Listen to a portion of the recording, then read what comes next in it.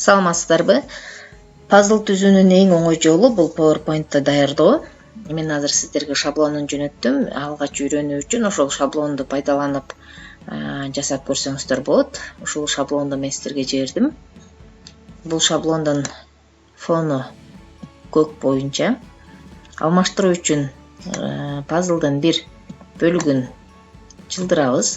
Андан кийин ошол ачылган бөлүккө мышты курсорду коюп, мыштын оң жагын басып, бул жерден формат фона дегенди тандайбыз. Ал эми эки кошумча терезеден рисунок или текстура, андан кийин файл, өзүңүзгө жаккан кайсы бир сүрөттү кое турган болсоңуз, ошол сүрөттү койсоңуз болот. Койдум. Андан кийин пазлды жабабыз. Эми ушул жалпы пазлды белгилейбиз. Ал үчүн курсорду бош жерге басып алабыз дагы.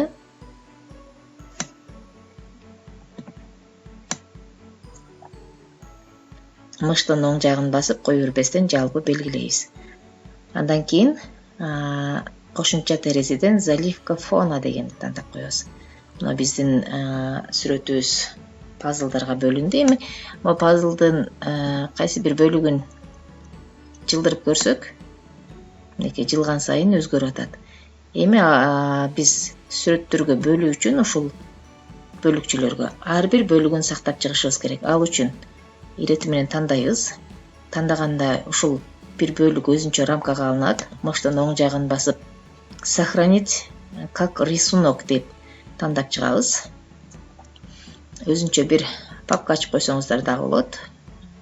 Мен мисалы үчүн рамка деген папкага ачып койдум. Рисунок биринчи сүрөт. Андан кийин экинчи пазлды тандап рисунок, сохранить картинку как рисунок экинчи сүрөт. Үчүнчү сүрөт. Сохранить как рисунок үчүнчү сүрөт. Төртүнчү пазлды дагы ушундай эле иретте сактап алам. Бул 16 сүрөт болот. Азыр бизде 16 сүрөткө бөлгөнбүз.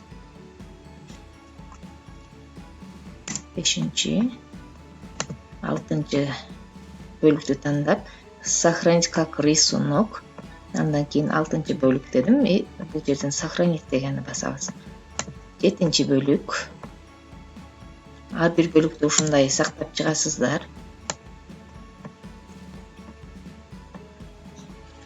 8 бөлүк. 9.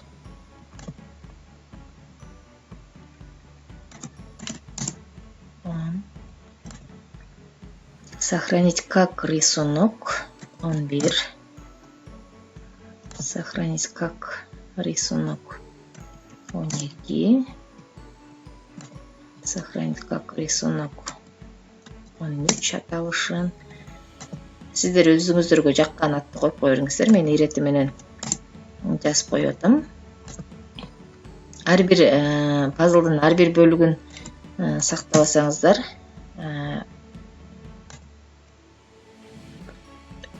пазл болбой калат.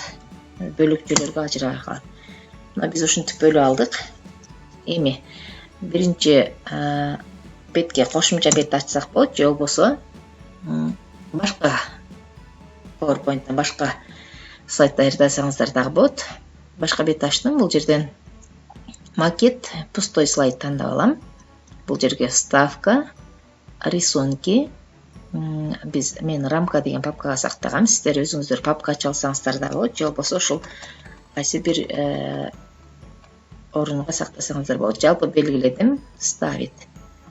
Менде 16 бөлүк коюлду. Ирети менен коюп көрсөңүздөр болот мынакей. Окуучуларга чачып берип коесуздар. Алар ирети менен тизип чыгыш керек ушундай.